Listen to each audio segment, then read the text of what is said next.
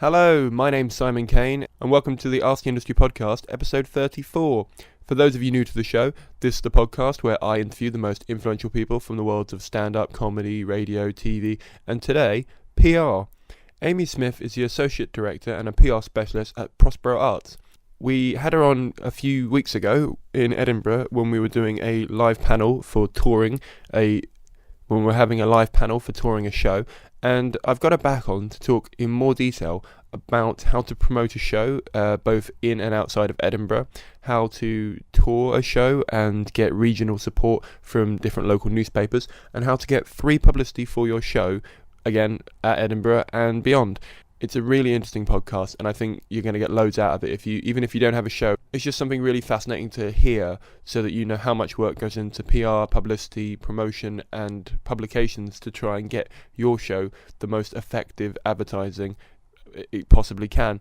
If you're enjoying the show, please do remember to subscribe, and if you have a minute, it would be really great if you could leave a review on iTunes. Just honestly say what you think of it, what you think it's worth star rating wise, and just maybe leave who you would like as a future guest in the comment of your review. Also, by subscribing, you can much more easily find the live podcast, which I think was episode 32. I'm going to be doing a lot more live ones coming up, so do watch out for those. And if you join the Facebook group, you can get the most up-to-date information about where those are going to be. At the moment, the next one's in Leicester in February. I won't say much more because we're sorting out the panel at the moment, but it's going to be with a bunch of people who founded fringe festivals for you to talk to them and ask whatever you need to ask to get your head around the application process and why different festivals are useful for different things depending on what you want from the show that you are trying to put on. So that's going to be amazing. Please do join the Facebook group. It's called RC Industry Podcast, and it's on Facebook, obviously, for more information about that. I won't say much more. I'm just going to let the podcast play. But please do remember to subscribe and review. Without any more delays, this is Amee Smith. That is what we do. It's like we're the person who's got all those press contacts, who knows the journalists. That's what we spend our time doing, getting to know them all very well, making those contacts on behalf of our clients, so that when a client comes to us and wants to reach out to all of those people, we've got all their contact details. We already have that relationship, so you're not having to start from scratch introducing yourself. We're just introducing like launching a new product from an already known company. They know who we are, and we just introduce our new client to them. So very much the link between journalists and the press and the client, whoever they are. Right. So you're the middle woman between. Like being the middleman or woman between those two, so that you're not having to start from scratch all over again, introducing yourself. I think as a performer, the thing I find hardest to do is make that connection with a journalist, unless I've been introduced to them somehow. Because if I just email them, they probably get 100 emails a day from whoever just going, oh, I'm a performer, come see my show, which can drive them mad, I can imagine. Yeah. And it's probably quite a nice filtration system to have someone like you go, I know you like this kind of comedy. Yeah, absolutely. Yeah. And we can make sure that we tailor those lists so that if you're a specific type of comedy or a specific type of theatre, that we can make sure things go out to the journalists who we know are going to respond well to that, and not send it to people who aren't going to. Either they're very specialised in the type of entertainment that they work with, and if it's not the right fit for them, if you're sending it out to them and trying to make that conversation, it might not be until a little bit further down the line that you've been chatting that you work out that that's not going to work for you guys. So that's time that you could have been putting into a different conversation and building a different relationship, whereas that's what we've spent all of our time doing, so that we can jump in at that point already. And how do you do that? Like, do you just email them and say, want to go for a cup of coffee? Or like, how are you creating connections with these journalists? We're meeting people all the time, whether that's email introductions or phone. We spend a lot of time talking to those journalists, even when that's with the people we're already working with. That's still a conversation that we can remind them we've had the next time we have a conversation, so they'll remember us from the other projects that they've worked with and liked, which again makes it easier for us to introduce something new to them. We spend a lot of time talking, having those conversations that it's hard to find the time to if you're trying to just focus on your own product, especially when it is your own show. It can be hard to see other angles round things that we can. Yeah, totally. As a performer, whenever I try and talk to a journalist to try and get them to come down and review, or even a reviewer, just to get them to come see whatever, often they're just busy, or they've got like someone who's just sorted out their schedule for them. Maybe the paper's sort of told them what to go and see or whatever, or they just start to feel like an illusionary byline, like as if like it's sort of a when we call it like a fake name they're using, and you're just trying to you know what I mean? And so it's interesting that like you guys so it's for me it's always interesting how PRs sort of harness those relationships and keep them going, because I mean obviously you're going to want as diverse a client list as possible. But it means that you're not going to have that much to send to each individual person, and you might not even have. So there might be one theatre critic, for example, that you might have nothing to send to for a year because you're focusing on comedy, or because you're focusing on, just another thing. So is it a case of you like sort of a Facebook friend? You kind of come back to them every so often, or how are you keeping those going? With Prospero, the amount of people that we work with are spread out across lots of different arts. So it doesn't go that long that there are particular journalists or particular subject areas that we're not having those conversations with. So I guess it kind of becomes like speaking to Steve in accounts, who you know very well within a different company that you would speak to every couple of days. They're people that we have regular contact with all the time, whether that's about a particular client, 2 or 3 different clients. Picking up the phone to them isn't unusual. It's not going to be we're not going to be someone that they go, we haven't heard from you for a couple of years, what are you still doing? It will have been much more recently that we'll have either sent them a press release, we'll have had a conversation. They're people that we speak to regularly, so as part of our general working day, having those conversations is something that's going to happen. And in terms of finding stuff to send to them, essentially, so new talent, how often do you go out to like new shows or like gigs and things, or do you get like sent stuff by comedians saying, or agents saying, come and see this talent, we want to work with you on that? Or both. Okay. We're often invited to things to head out and either go and see shows, meet clients. We have lots of people who come back to us, so they've worked with us before, whether that was on their own shows, that they'll come back because they've got their new show that they want to take somewhere else, or they've worked with us as part of a different company, and then they're working with someone else, so they bring us on board for that as well. I think the same as in when comedians pick up gigs, people see you, they invite you to other things. We're the same, but almost in reverse. They'll have worked with us, so they invite us to work on something else, moving around. So how often do you actually get to go out and like watch comedy, or comedy specifically for fun? Oddly, fairly often. Okay. It tends to be something that I can combine with work at the same time. That if there's one person on the bill that I'm going to see, if it's in a composite show, I'll stay and I'll watch the rest of the show as well. I'm not just going to watch the one person that I've gone to see and then ignore everyone else, unless it's in a night where I need to disappear straight away to go to another show. But no, comedy is something that I still do enjoy for fun as well. It sort of have to be, really. Yes, if I ever got completely bored of comedy, it would make my job very hard, so it's good that I still like it. Same, yeah. You do a lot of stuff for Edinburgh runs, as it were, like for PR and stuff. And so when you're scouting for those acts to represent, is it the same process? Because obviously that's a show rather than a composite bill kind of thing, and you're trying to find a specific thing that stands out, because Edinburgh obviously is a very competitive place to work. Yeah. So I imagine finding stuff for that is a different process, or is it around the same? It's very much the same. We tend to have people approach us, and I guess we think ourselves quite lucky that we have to turn down more than we take on, because the demand for time in Edinburgh is more than we've got the capacity to give. But in some ways that means we're unlucky at the same time, that if we hit capacity and we really can't fit any more acts into our roster, there are things that we have to turn down that we think, if they'd come to us a couple of weeks ago, we'd probably have said yes. But when that happens, there are other PRs that we work with that we know well, that will happily say, have you tried this person? They're probably a good fit for you. We'd love to work with you, but we just can't this year. Because it will reach a point that if we take on too many, it's going to dilute the ability to do the job that we're already doing for the people we've taken on. So that can be frustrating, kind of having to say no to people. But it does mean that we can be quite selective in making sure we're spread across the different art styles that we work with. We work with both comedy and theatre for Edinburgh.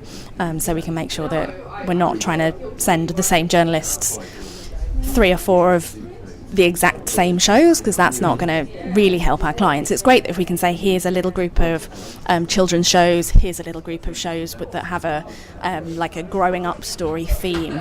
But if they're all going to be very similar, they're kind of muddled together, where it can be much better that if we're pitching one and a different PR company pitching another, they stand alone far better, and then they're not really competing with themselves in the same way. Yeah, totally. Yeah, I get that. When I spoke to Neil McKinnon at the Fringe Central in Edinburgh, and he said that performers should be, I'm trying to quote it completely, performers should be wary of any PRs who do theatre and comedy PR.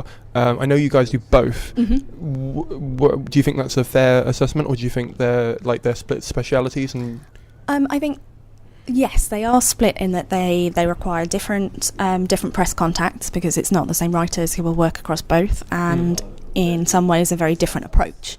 So we won't be our method for gaining coverage won't be exactly the same for our comedy clients as it will be for our theatre clients. But yeah, we do both, and we do that quite well, but we're very clear about what the outcome for each client will be, what a sensible thing to achieve will be, so that expectations are managed well, and get a good understanding for what they want out of it. There are sometimes we get people who approach us that say our absolute goal for Edinburgh is to make sure that agents have come in to see me, and producers for this theatre, that theatre, whichever venues they want, if it's comedians, have come in to see me, which is great, but that's not something that's a PR job. Unless it involves a journalist or a newspaper, we can't really help. Obviously, there are venues and producers that we work with that if we're working with a client and say, this person's great, we recommend that you see them, they're probably going to listen to say, great, well, we know that we like the style of comedy that you like, so I can check them out. But we can't then keep following up to say, have you been in yet? Have you been in yet? In the same way that with a reviewer, we can say, you really wanted to see this, so have you been in yet? How about you go in on Tuesday? Will you go in on Wednesday?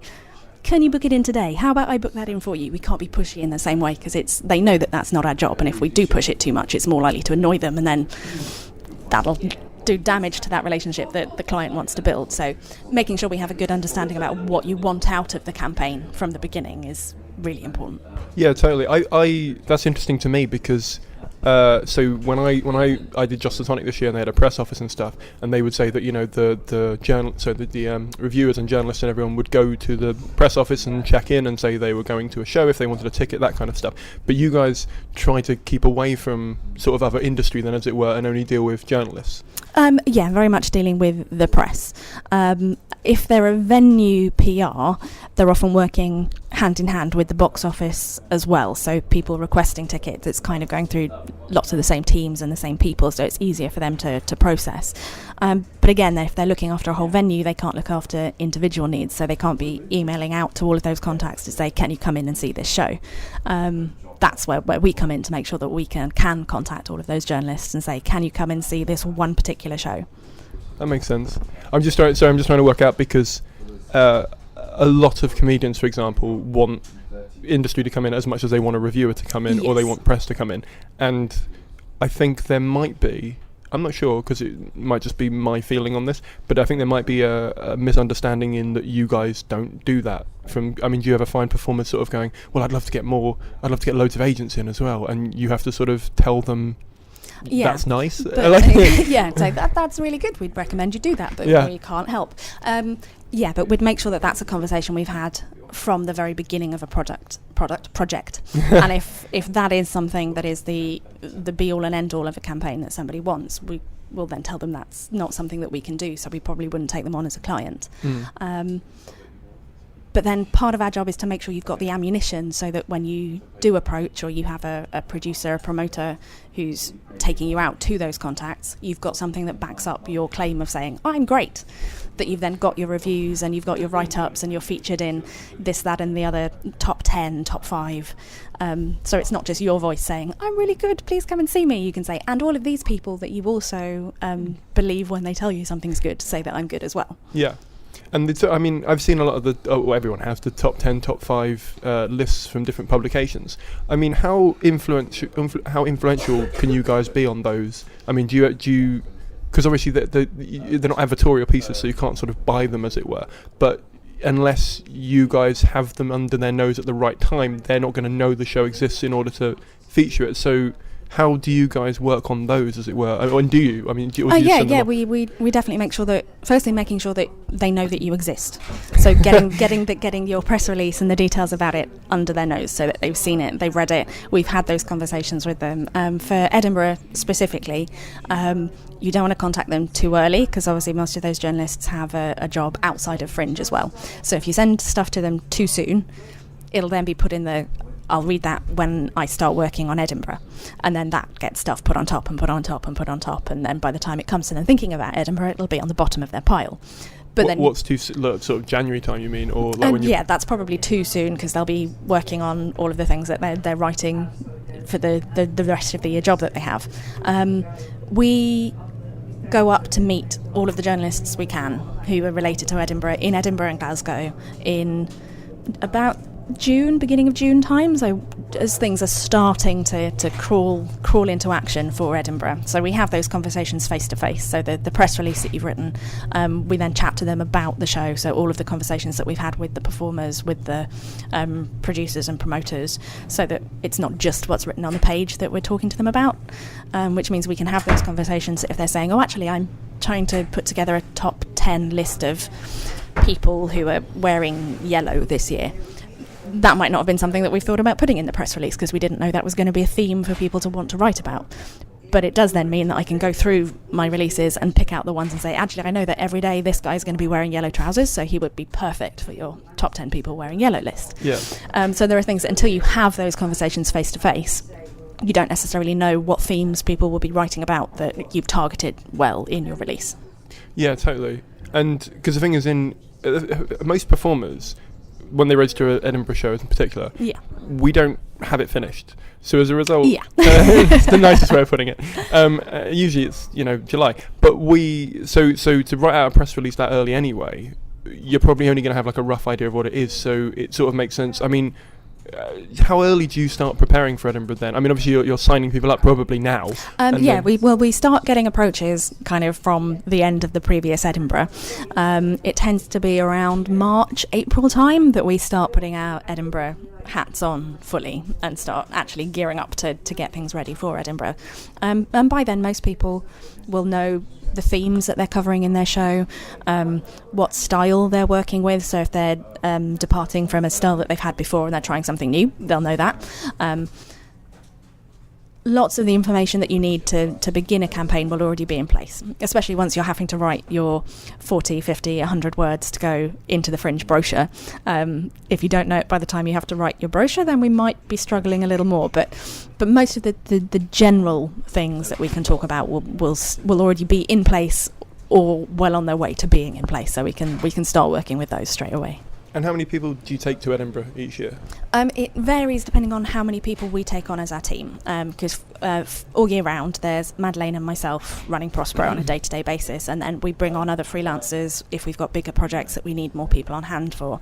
For the last couple of years for Edinburgh, we take on around 20 clients. That's split between comedy and theatre. But we go up to having a team of 7 people. So there's Madeleine and myself from February, March time. In April, May, our senior publicist comes on board. Then it'll be June, July, we'll go up to 4. Then for August, all hands on deck. We'll have our whole team in place for the year. So it tends to be maximum team of 7, but you get 3 or 4 people for most of the time that you're working with us. Mm. And in terms of amount of, so trying to think how to phrase this. Well, no, because a lot of performers sort of go to Edinburgh, and the cost of Edinburgh keeps rising, and as a result, a lot of performers, even if they have a sell-out run, don't make money, or they can't make money just because it's just not viable for that to work. I mean, do you think there are? What do you think of the rising costs in Edinburgh? Do you think that it's sort of getting out of hand, or is it like it can definitely be tough, and we recognise that, and we do try and keep our prices reasonable so that we feel that we offer value for money, that we're not expecting you to pay through the nose for a service that you're not going to have appreciated by the time it comes to the end of Edinburgh. And I can't speak for everybody else who goes to Edinburgh, but we run Edinburgh on a break-even system. For us, it's a a trade fair as much as it is for performers who are going up to try and secure the gigs and the runs that they want in other theatres and tours throughout the rest of the year. That's the same for us. We're going up to Edinburgh to work with people, to promote them for Edinburgh, so that we can then work with people who are touring in the autumn, that when they do their runs at theatres in London, we can work with them as well. So although we wouldn't say that we're taking on the same financial risk that performers are, because we're not having to pay to be in Edinburgh in advance, we're definitely not getting to the end of August to ride home in a Ferrari to my castle with my pony. One day it would be nice, but we're running Edinburgh on a system where we're looking at, it's tough for us all. I'm really disappointed you didn't say a tight ship, because we are on a boat. On a ship, You're on a boat right now, and that would have been amazing. Yeah, our budgeting is definitely run on a tight ship, with with our staff costs and accommodation costs for Edinburgh. Lots of You're not staying in a penthouse at a... yeah, that would be nice as well. Maybe one day, but no, not at all. That's interesting. So because a lot of me and my... Well, I say me and my friends, me and a few of my friends kind of look at Edinburgh as a bit of a lost leader, as it were. So you sort of, like you said, use it as a trade fair, and then after that, put it in other festivals that maybe where it can make money, or it can actually break even, or like you said, tour. And I know you deal with touring as well, or extended London runs. Yeah. So do you view it the same way, where you're sort of like, obviously you don't want to make a loss, but you aren't making as big of a profit there, because you hopefully, if you do a good enough job... Yeah, we budget Edinburgh to make sure that we're covering our costs, so we can pay all the staff that we work with, we pay for the accommodation that we're in, but pretty much everything that comes in our Edinburgh budget is already spent by the end of Edinburgh on doing the job that we do.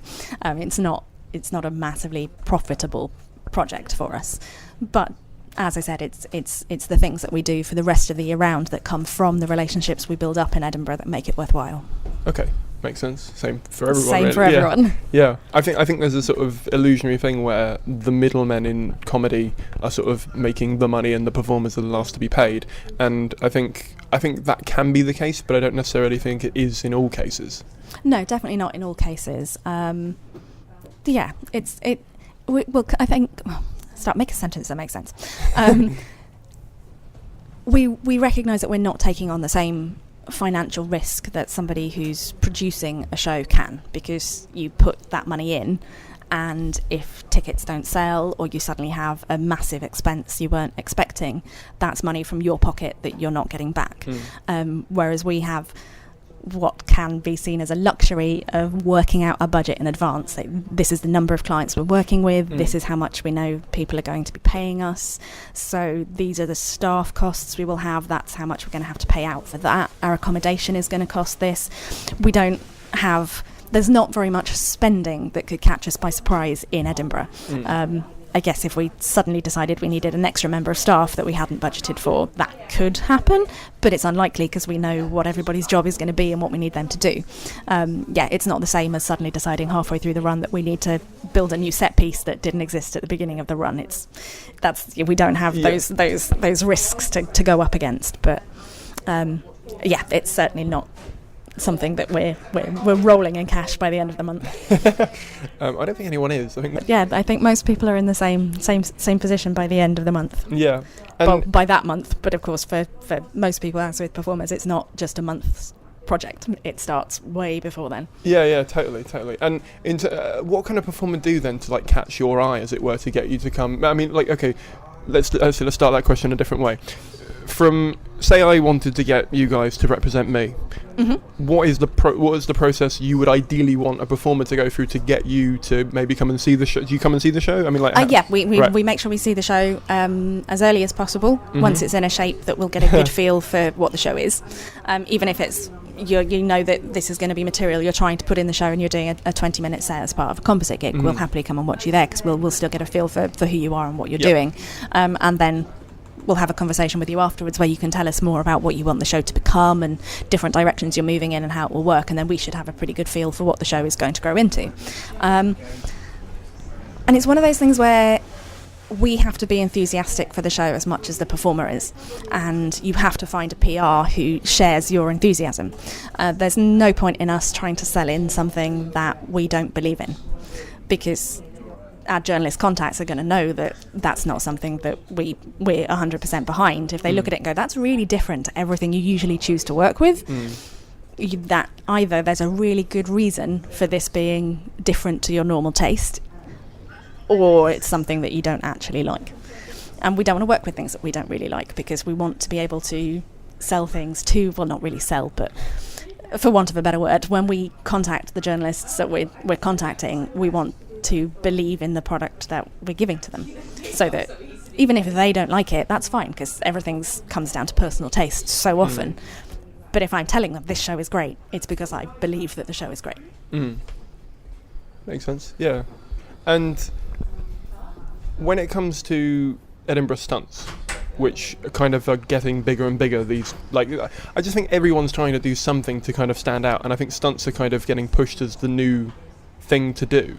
Do you get involved in those, or is that not? I mean, I assume getting the press out to that, like using the Clash Diary or something like that, would come in handy. But do you just have a meeting with the performer and go, okay, yeah, you're going to do that, we'll try and get press? Or it really depends what it is. Most press stunts in Edinburgh I'm not keen on. Trying to get journalists down to something is really hard.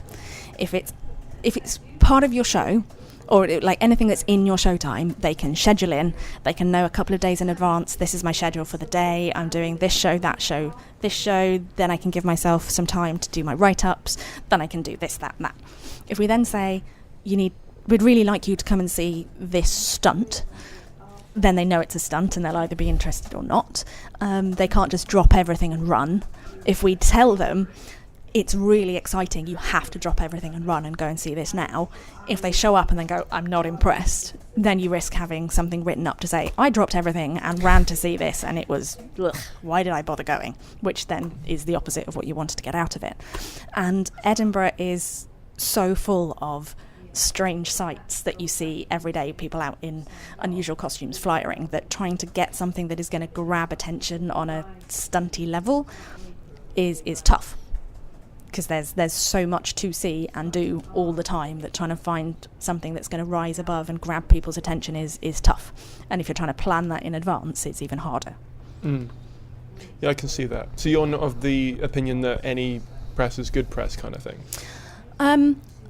No. If something if something's very negative, it can be hard to come back from that, because obviously everybody else is going to read the papers as well as you and your audience, and it can then be tough to combat that if all the other journalists have read it and seen, well, actually I saw this about that show and now I don't think I want to go, because that's not the kind of thing I want to go and see anymore. Yeah, there are definitely, it's, you know, I definitely don't believe that all publicity is good publicity. If it gives you a chance to then comment, to have to have the right to reply, to say this is what I meant in that conversation that has been written about differently somewhere, then maybe good can come of it. But it's probably best to not have that negative there in the first place. Yeah. No, when I was chatting to Bruce Dessau a while ago, and he was saying that they used to do like I can't remember what it's called. I think it's called like a wall of shame or something, or like a page of 1-star reviews in a newspaper. I can't remember which one it was. I think it was like 3 weeks or something. And apparently that sold out more tickets than the 5-star shows, because everyone wanted to go and see what was so awful. Yeah, well, I think since everything is so subjective, people will love something or hate something. And if you've managed to create a show that consistently gets 5s and 1s, that in itself is kind of more fun than if you get a 3, then somebody's gone, yeah, it's all right. It doesn't mean it's bad, but they've gone, yeah, it's good. Yeah. If they've said it's 1, then they actively disliked that show. And if you've got a mix of, I really don't like this show, and this show is the best thing I've ever seen, then that's quite fun as an audience member to go and make your own mind up. Yeah.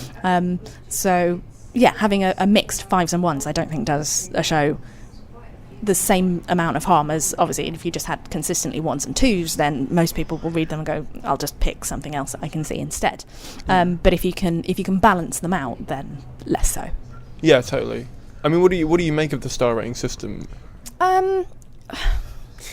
Personally, it can be really harsh. If you don't agree, then you have to recognise that everybody else has their right to an opinion as well, and it can be upsetting for performers to have a review that they don't agree with. But in terms of the marketing collateral that 4 and 5 stars can provide for the rest of somebody else's campaign, that's brilliant. That if at the end of the day I can hand, well, not at the end of the day, if as soon as they come out I can then hand the people working on the marketing 4 and 5 star reviews that they can glue to their posters and flyers, then that's great. And part of me would never want to lose that, because in terms of getting things out there to help sell tickets, it works. A lot of performers, or I assume it's presses, so PRs as well, like put those 4 and 5, sort of cut out things on posters like throughout the month to sort of say, look, we've been reviewed and it's great and blah, blah, blah, blah. How much do you track how much people actually pay attention to those? Because I obviously there was going to always be a percentage of people that use them as their shorthand and stuff. But the problem is you don't know if they're the right people to come and see your show. Because if someone is just a general person who's looking to go and see all the 5-star shows, for example, obviously so many different shows are going to get so many different, sort of 5 stars because of different reasons. They're not all going to like every 5-star show. So how much of it is just trying to sell tickets, and how much of it is trying to target the right audience for each show? If I'm trying to. Well, I guess that comes in the different publications that are out there. For every Edinburgh campaign, we for the beginning of the festival, we would like every possible reviewer there is to be in the shows we're working with, because having those 4s and 5s to stick on your flyers and posters can make a difference. We don't really mind who it is, as long as they're going to write it up that there will be that collateral to put on the posters and flyers.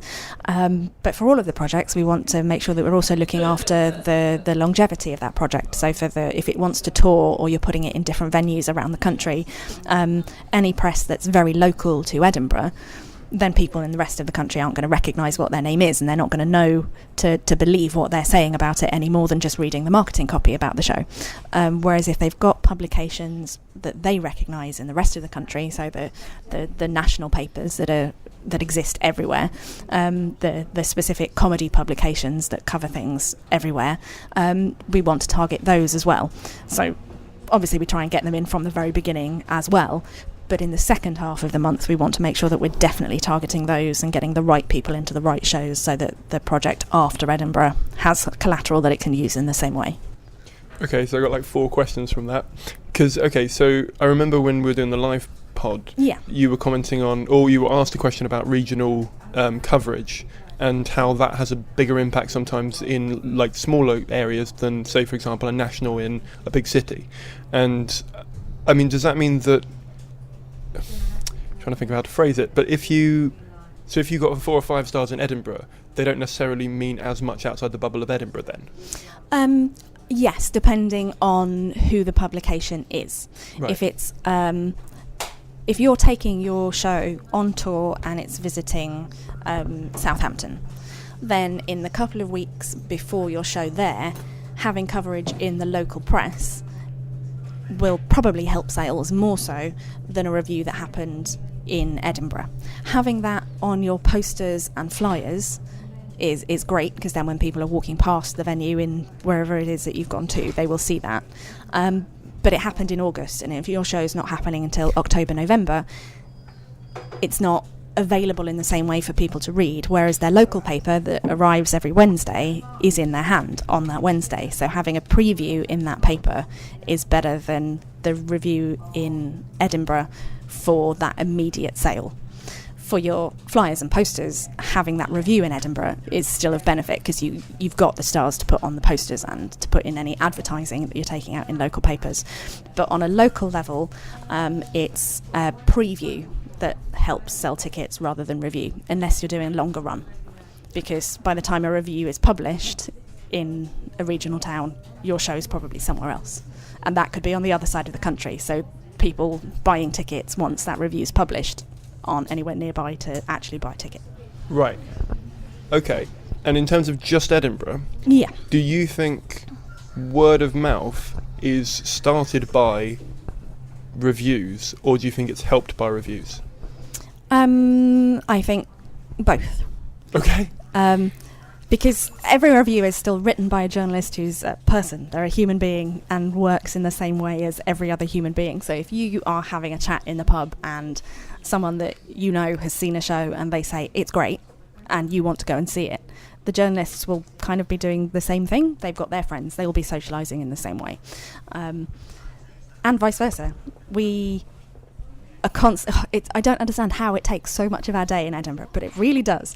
That we will gather the reviews that your show already has and be passing those on to the journalists that haven't been in yet to say, look at the other amazing reviews this show's had. You should be in to see it as well. Don't miss it because it's this good. When I spoke to Copstick about Edinburgh, she said that if a performer has a good show, word of mouth will sell it out, and that it's gone from a stage of sort of money talks to money shouts to if you don't have money.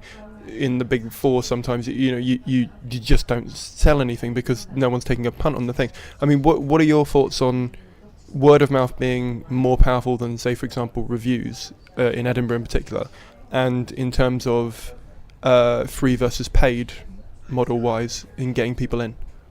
I think both have a definite value and a benefit that can differ depending on where your show is and how much it costs. That if somebody is taking a punt on absolutely anything and they're not really reading reviews or word of mouth, they're literally looking at something thinking, do I like the sound of this, based on the marketing copy, looking up on Ed Fringe and going, then it kind of doesn't matter what you do. They're going to go to the shows that they like the sound of. Once you've got somebody rocking up to a paid venue and then they're trying to decide, what shall I see while I'm here, having those flashes on your posters and flyers make them stand out from everything else. So if you've got someone physically standing at the box office looking at the posters around them trying to decide what to see, they've only got the look of the poster and whether other people have said this show's brilliant to base that choice on. If they're only going on word of mouth, then it doesn't matter what reviews you've got in. If they're going to a show because their friend has said it's great, they're going to go to the show that their friend has said is great. But nobody operates in just one of those dynamics. They're going to mix and match both. If three of their friends have recommended three different shows and they've gone to the box office and then they're trying to decide which one to go with, and then they might go with the one that had the more reviews. So everything balances out.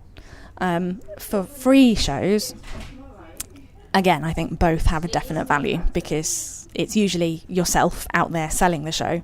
So again, being able to put a flyer in somebody's hand and say, here are the things I've stapled on because other people have said that it's brilliant, not just me. Then you're selling something that's not just you saying, please come to my show. You've given them something that's more than that. But then again, word of mouth is powerful as well. I think everything comes as a balance, and if you're trying to decide, do I go for PR or not, it's a case of working out everything that could possibly be in your budget and which things are going to be of value to you. Because it's not just, do I have PR or not? But do you have PR and marketing? Do I have marketing on its own? Do I have to buy a set at the same time? What are the other expenses that you've got to put into your Edinburgh show? There's so much that you need to work out beforehand that all has to be juggled and all has to be balanced in a way that makes sense to run your show. Okay, and on touring, sort of a similar question then. Do you think, because of the nature of Edinburgh, there's a lot of people there just looking for shows, whereas if it's, say, for example, a tour, it might be their one night out, they have to get a babysitter, they have to organise, like a group of friends to all take time off and stuff. Do you think it's the same thing then? Do you think it's more review led then rather than word of mouth, or for touring to a regional venue, having the reviews on your posters and flyers I think helps, because then it's something that they're going to recognise from outside of the local community has said that it's great. It's not. It's bigger than just this town. It's kind of one of those things that helps to add to that. Get it while it's here. But those reviews you will have had to put in place while you're in Edinburgh.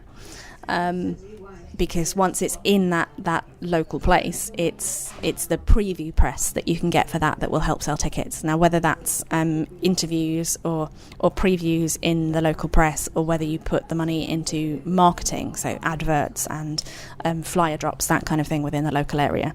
Again, those are things that having the reviews already from Edinburgh to put on that marketing copy will help. Right. And when you... So, in my head, and this might be wrong, so in my head, there are venues that are owned by... So, like 7 or 8 venues around the country owned by Live Nation or something like that, or work with Live Nation, and they're, the ones that they book the tour in every time for those sort of performers. Okay. Which means that... Is that fair to... Yeah, there are definitely some venues that work... that across the country they're linked, but others that aren't. But finish the question and then I can answer it. Otherwise, I've realised I've just jumped in to say yes. I don't know what the question was. The answer could be no. Well, no, if that's completely wrong, the question is going to be wrong. So it's great that is definitely something that happens. Well, no, because my question was going to be, I imagine, so if, for example, say I was going to go on tour and I booked 10 venues up and down the country that were all owned by or operated by the same chain of people, and I came to you guys, and you guys are used to working with that specific chain of venues, you're more likely to have quite close connections with the local press there, because you'll know that Southampton and Rugby and whatever, like places around the country have those venues, and you obviously have built up the relationship with those. How, as a performer, do I know who you guys have a relationship with? Do we just email you and say, hey, I'm going on a tour in these places, do you have connections? Or well, I think let's take it back to the original, that if you're touring somewhere that's run by the same people, it shouldn't matter PR wise whether all of your venues are run by the same people or are all completely separate. My relationships are built with the press in those regional areas, so it wouldn't, if there are lots of towns that have 2-3 different performance spaces, but it's the same press that cover them all. So my relationship needs to be with the journalists. Obviously, we liaise with the press representatives of the venue you're going to as well, because we don't want to step on people's toes. If they've got a really good relationship with the local journalist and it's much better for something to come from them, we're not going to say, no, it must come from me. We will happily let them have that conversation and make sure that they're fed all the information that they need to be able to have that. And if the journalist then says, can we have an interview? We won't say, no, because we didn't set it up. We'll then keep that chain of conversation going so that the performer can speak to the journalist, and then the coverage happens and more tickets are sold. But we have press lists for pretty much everywhere in the country, and they might not get spoken to as regularly as people in London, where we have events all of the time, but they're people that we speak to regularly, so they know who we are. We've spoken to them the last time we had a performer in their town. Those relationships are still there. Makes sense. Yeah. Okay. And when we talked in the live pod again, you talked about how interviews are based, or it was actually you and Mick talked about how interviews are a good way of getting basically free exposure, because they're not a paid advert essentially, but they're also not you trying to get them to review it, or it's much easier for them. How do you go about getting those? Because obviously, so for example in the Metro every day they've got sort of like 90 second with whoever, and that's kind of just an interview thing, and obviously they'll have like their calendar for that months in advance. If you're a performer going to Edinburgh, should you be planning a tour directly afterwards? Or, because most people I know wait until after Edinburgh to work out whether they want to do another run or another festival or whatever. So as a result, I'm trying to work out how far ahead you schedule for something like that, or for an interview, especially for something regionally where they maybe need to keep a few months ahead of time. For PR wise, I will send the release and start having the conversations with the local press about 6 weeks before the date of the show. 4 is workable as well, and then it's not usually until 2 weeks before the show that we'll know what coverage is happening, interviews are going to be set up, because that's just the time frame things work on. London is a lot more competitive. There's so much happening that things often get planned further in advance or incredibly last minute, because there's so much to choose from that it's not until the day before sometimes. For web press, they'll say, right, it's this, and this that we're going with. But it still helps to have the information with them well in advance. London is covered a lot by the national papers as well, and for want of a better word, kind of bigger publications, meaning the readership for that paper being a larger group of people. So they tend to plan more in advance as well. For those papers, for the nationals and the more widely read London papers, they tend not to review unless it's got a longer run. So for some papers, they won't review unless it's got 3 weeks run after press night, because the turnaround it takes to see the show, write it up, publish it, they want to make sure that their audience are going to have enough time to decide, book tickets and go and see the show before the show's gone. If it's only running for 3 or 4 days, their readership don't have time to go and see the show after they've written about it, so they won't write about it. They'll write about something else that their readers can go and see. But with regional press, you tend to only be there for a day. You do that one night show and then you're on to the next town. So a review, although it can be lovely to have people tell you that you're great, isn't going to help sell tickets in that town. You need people to have written about it before you're there. So in terms of those timelines, do you just contact the publication and say, how far in advance do you book these? How far in advance are you booking like interviews with performers? How far before a tour do you want to get that signed off so that it's ready to go out when? We'll make sure that our releases are signed off from the beginning of the tour, because it tends to be exactly the same information that's going to every place along that tour. It's just the listings details that need to change to make sure that you've got the right venue and the right booking information to go out with the release.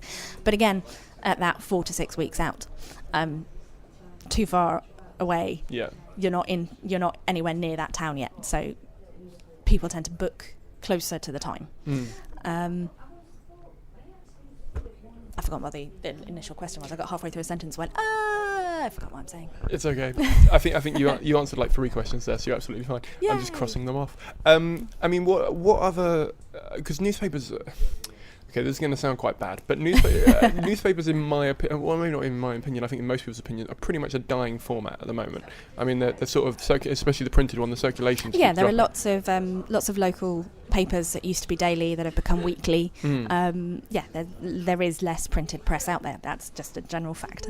How is that and the internet affecting your job in trying to get more coverage? Because obviously there's more opportunities, but it means that there's obviously more people trying to get that coverage. So is that causing you a headache? Is it? Well, in terms of the local papers tend to still exist, even if they're there with a daily update online rather than the daily physical paper.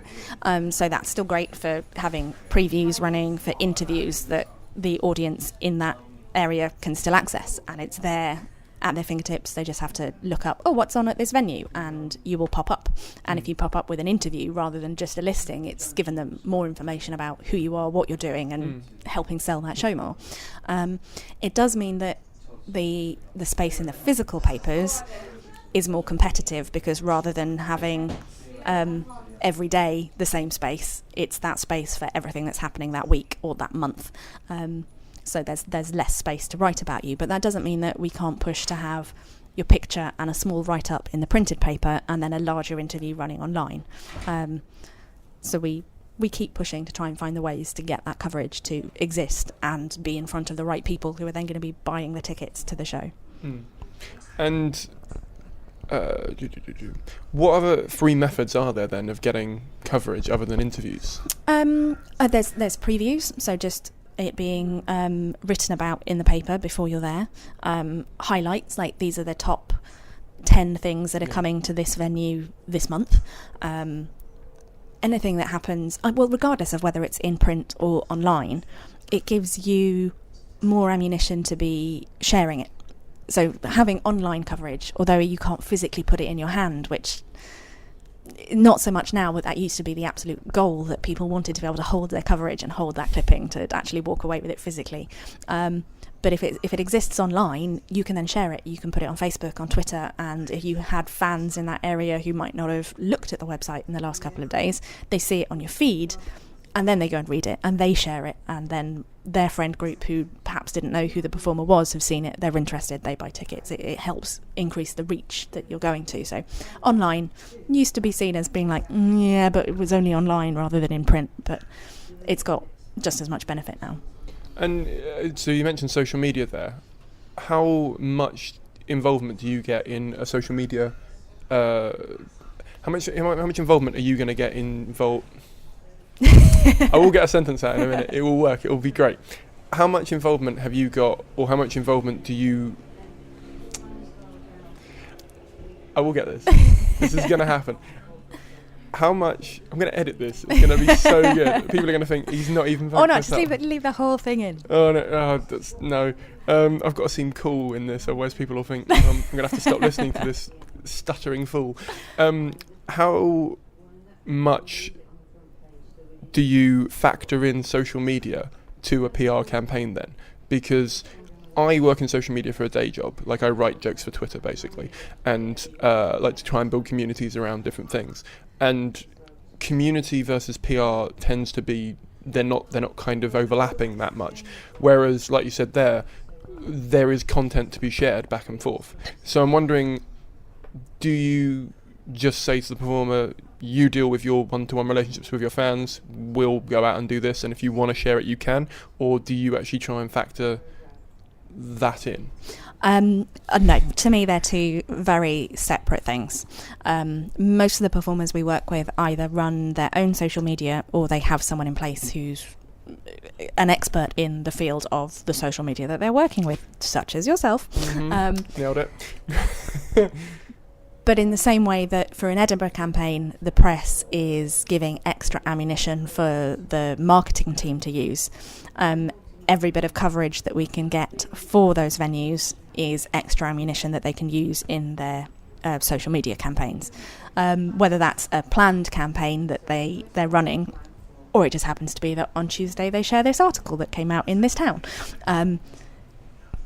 It's giving that extra benefit to a service that we're not running. Okay, makes sense.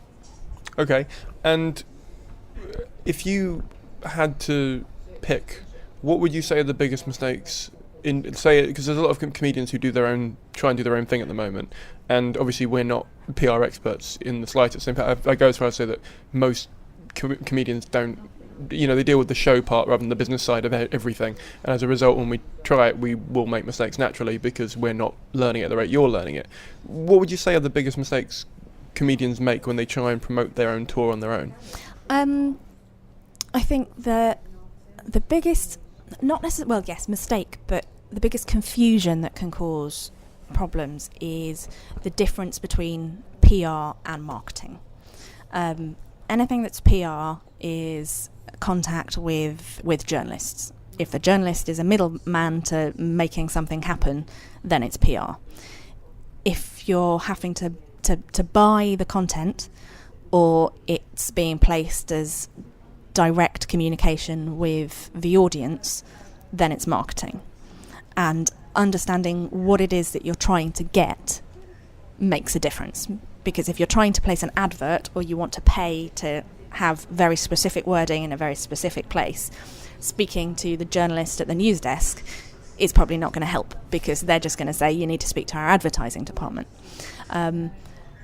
So knowing what it is that you're going in and hoping to achieve is important. Okay, yeah, target setting. Yeah. And expectation management. Yeah. Yeah. Okay.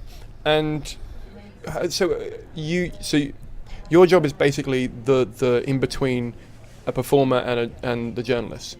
So you are measured on how many journalists know about the show or come to see the show. Like, I mean, obviously it will vary from client to client, but how would you personally measure a successful relationship between a performer and a set of journalists? I think our relationship with the journalist is ongoing all the time. So that relationship existed before that client was one of our clients, and that relationship will exist after that client isn't one of our clients. So measuring our success with journalist conversations can't really be measured in that way. But we can obviously look at what the client is achieving. And if they are getting the coverage that they wanted, then we're achieving well. If they're not getting the coverage that we wanted, then we need to try harder. But that's why having that conversation at the beginning of a project to know exactly what the client wants is so important, because we could be looking at all the coverage and saying, great, this campaign is perfect, I couldn't fault it. If it's not what the performer wanted, they will view it as not being a success. So knowing exactly what it is that we're aiming for is vital. So would it be a case of you sitting down and saying to the performer, okay, so you want to be reviewed or covered by The Telegraph, The Guardian, Time Out, blah, blah, blah, and then you would go away and talk to someone from Telegraph, The Guardian, Time Out, blah, blah, blah, and get them in? Or is it a case of you would say, I want to be covered by all the broadsheets, not the, sort of, how does target setting work? Yes, setting targets that we aim for is exactly that conversation that we will have. What do you want? And then we then target it to try and make that happen. But there's also a step of making sure that those are sensible targets. If it's a show that is happening for 2 nights in a theatre tucked away down a dark alley somewhere in the middle of Soho, that you're only going to get audience that you're flyering on the way past and hoping to bring them in, saying I would like The Guardian, The Telegraph, The Evening Standard, Metro to come in and review it, it's unlikely that will happen. The run is too short, it's not in a venue that their audiences are already going to know exists.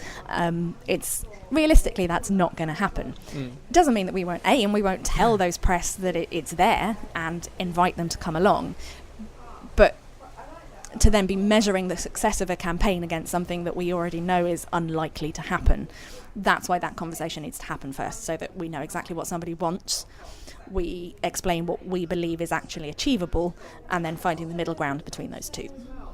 The middle way? Yeah. I might edit this out, but in Buddhism there's a really cool idea where you you find the two extremes of any situation you have, and then you find the middle ground, and that's usually the best path to take. Yeah, but then we'll try to make that our aim. It does then mean that if we say, as we said, these are the things that will actually get achieved, we won't then view that as a failure if that's all we have, because it's just as much work to get the 10 smaller pieces as it can be to get the one big piece. But as long as we've said from the beginning, this one big piece is unlikely to happen, it doesn't mean that we won't push for it. We spend, specifically on an Edinburgh campaign, we make sure all of the journalists know about the show. We have those conversations with them from the get-go. We don't skip over anybody in our press pack when we're meeting The Guardian, but do talk about them when we meet with a blog that's just been set up and will run for Edinburgh and then disappear. All of our clients get represented the same in all of those meetings. Yeah, totally. And what are you looking for then with a show to represent? We're looking for something that we are behind, something that we're genuinely enthusiastic about, that we enjoy, and that we believe wholeheartedly anyone we recommend to say, come and see this show, will also enjoy. So are you looking for you or for the people that you have relationships with? Because obviously it would be easier to sell a show in that way to a group of journalists if you know a group of journalists like, say, dark comedy. So what I'm asking is, are you when you're scouting, are you looking for you, or are you looking for the people that you would be selling it to? I guess a little bit of both. Having the benefit of working in tandem with Madeleine means that there are times that we've got different taste, and that if one of us loves something and the other one thinks it's all right, then we'll have a conversation and say, right, is it just me? Am I going to be the only person in the world who thinks the show is amazing? Yeah. If I am, then it's going to be hard to sell it to everybody else. Yeah. If it's going to split everybody 50-50, then that's great. We can sell it to the people who have my taste rather than Madeleine's taste. But again, that'll be a conversation that we need to have with the client to say, not everyone is going to love your show. There are times that we can target specific journalists and get the ones in that we believe will really love you, but then there are other publications that we don't get a say in who comes in. We can get the publication, the editors, to agree to send in a reviewer, but we don't know who the reviewer will be. So there's a chance that it will be either they'll agree with my taste, 5 stars all the way, or it'll be Madeleine's taste and they'll give you 1. So that's managing those expectations, that if it can really split a room like that, knowing about it in advance. Yeah, makes sense. And in terms of, other than obviously not a show you can't get behind, are there any pet peeves or personality traits or things that performers do that you might love their show but you just think, I can't work with them? Are there any like deal breaker points that you think, if there's a performer out there that has a great show but they do this, or they're unresponsive to emails, or they're just any of this kind of stuff? Being responsive is obviously important, especially if it's around an Edinburgh campaign where journalists sometimes say, right, I've got 2 hours, I can do the interview now, are they available? That if we can't get hold of you in those 2 hours, that's an opportunity missed that we're not necessarily going to be able to get back. Hitting deadlines is important, especially if it's something that's self-penned. If you don't have time to write something, tell us that you don't have time to write it, and then we can go straight back to the journalist saying, I'm really sorry, but we just can't make that happen. If you tell us, yes, that's fine, and then it's only a day before the deadline you tell us it's not going to come, we've then got to go back to the journalist and say, we're really sorry, that's not going to come. But they've been expecting it. They've planned in the space. They didn't know that it wasn't going to come, and that then reflects badly on you, that they might then, next time they've got that space, be like, well, I won't ask them to write anything because they didn't supply it last time. But I think the biggest pet peeve would be talking to journalists. Obviously, lots of performers and journalists have relationships that exist, but it's important during a PR campaign that there is one point of contact about you and about the show, and that's your PR. There have been several times, mostly in Edinburgh, where we've been talking to one journalist at a publication, and we've been arranging for either an interview or a feature, something that was going to be a good piece of coverage.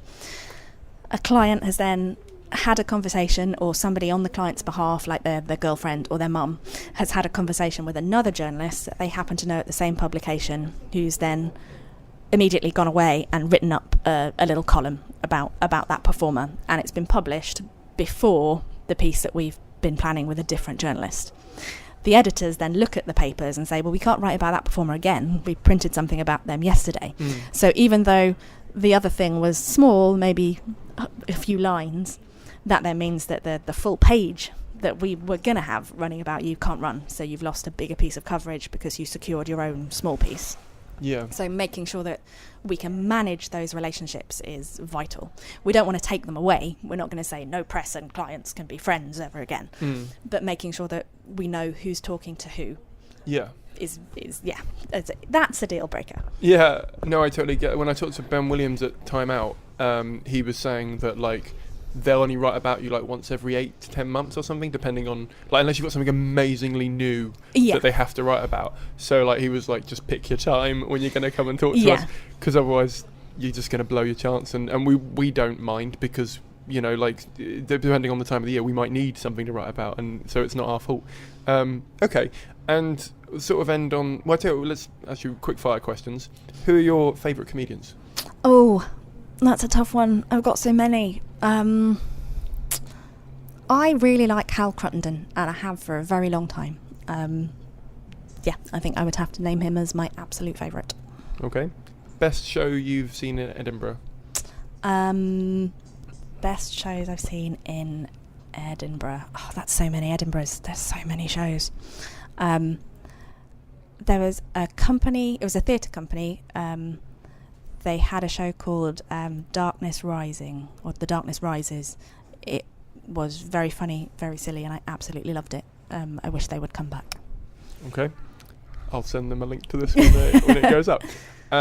If you had one bit of advice for a performer, so actually let's split the question, because it would make more sense for you to split the question. Okay, so maybe if you had one bit of advice for a performer taking their first show to Edinburgh, like our show, in terms of trying to get press coverage, and if you had one bit of advice for someone who was looking at getting press coverage for a tour, what would that be? You can answer it either way around you want. Press coverage for a tour,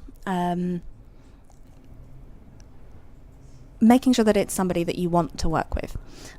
If you're assuming that any PR company is going to have the contacts in place already, because they all should, that you're on a level ground on that basis. It has to be somebody that you are happy to pick up the phone to, and that you are happy to answer the phone when they call you, that you know that those conversations are going to be easy and productive.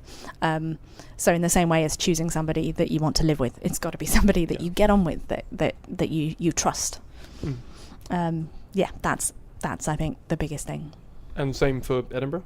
Or? The same for Edinburgh. Especially in Edinburgh, it can be a bit of a pressure cooker situation. So you need to know that they're going to be there if something's wrong, but also that if they tell you this is not important right now, it's not because they're not caring and they're not going to worry about it. It's because that's something that you can worry about in a couple of days, that they're not going to forget that to you it's important, but they know that it's not the right time for that conversation. And if I asked the same question, but I said for someone who's not looking for a PR but they want to do it on their own, what would you say are maybe a pitfall that someone should look out for, both in Edinburgh and in a London run? Maybe not a London run, like a touring run. To do it on your own, do your research first, so that you know who you want to contact at the papers, whether that's in Edinburgh or in for a regional tour. Sometimes that is going to have to be a case of working out what the local paper is, finding the phone number for it, calling to ask who the entertainment's writer is if you can't find it. But most of that information should be available online, that you'll be able to see who wrote the previous entertainment pieces and calling and speaking to them, but being mindful that they're going to be juggling several other shows, especially if it's in a town that has more than one performance venue. Again, it's going to be a competition for space, so you're picking up the phone and you are selling yourself to them on behalf of their readers. Why are you interesting for their readers? Okay, well, thank you very much for coming on. You're welcome. Cheers. That was Amee Smith. I really enjoyed talking to her. I felt like we got some really cool ideas for how to promote a show, how to get free promotion for a show, how to get cost-effective advertising for a tour, and just what goes into how organised you have to be a PR. It's just fascinating to me, and I'm not particularly good at promoting my own stuff. I'm not particularly good at doing anything beyond social media, that is, promotion-wise. Above the line advertising is still very above the line. Is like I'm getting my marketing hat on. Above the line is like print media and TV and billboards and stuff like that. I'm not particularly good at that, and I don't imagine many comedians I know are. So yeah, it's just really good to talk to someone who does that professionally and find out what they do. If you have enjoyed this, there are 2 other episodes with different PRs that I've already had on, one with Mel Brown and one with Julian Hall, and you can find them on the website, which is Simon Caine, that's simoncaine.co.uk/Ask the Industry Podcast.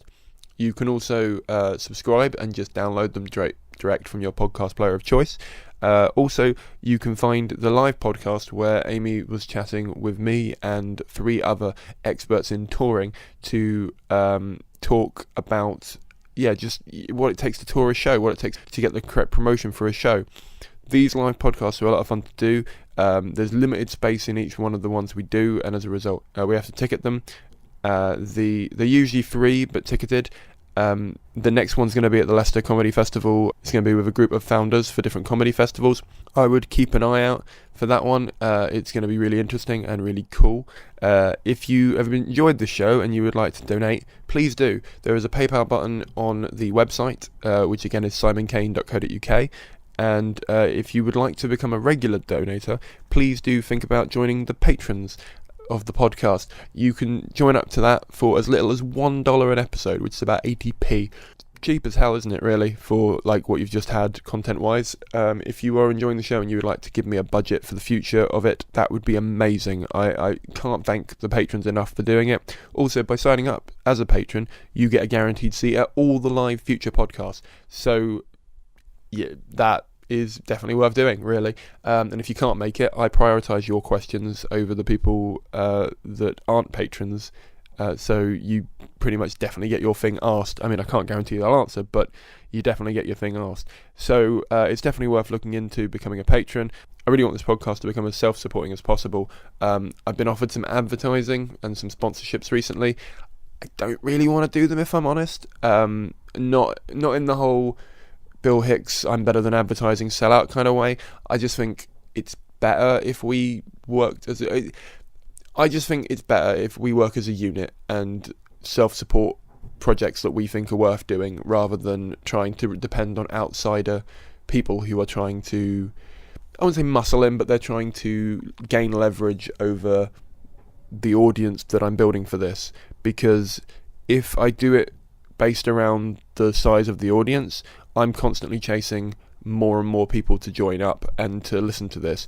Whereas if 100 of you were over the moon and loved the content and each gave me $1 every time a podcast came out, I would get more out of it. I would feel more community around the project than if we just said, okay, well, go get yourself some advertisers. Plus, it decentralizes the money. It means that there's sort of more opportunity for, if one patron can't make it for 6 months because they lost their job or whatever, I don't immediately lose all my sort of backing for it, because if the sponsor drops out, I lose everything. And it's just I think it's nicer. I mean, so I'm rambling a little bit now, but if you can join the patronage, it would be great. We're coming up to a year, and it would be amazing if I could get it over our next target, which is $100 a pod. I think we're at 53 at the moment, so it would only take 47 of you to get it over that. Future guests are just signing up. If you would like to know as and when you can ask questions to the future guests, please do sign up to the Facebook group, which is RC Industry Podcast, and it's on Facebook, obviously. So yeah, thank you very much for listening. Thank you very much for donating. Thank you very much for subscribing, and I'll see you in about a week. Bye.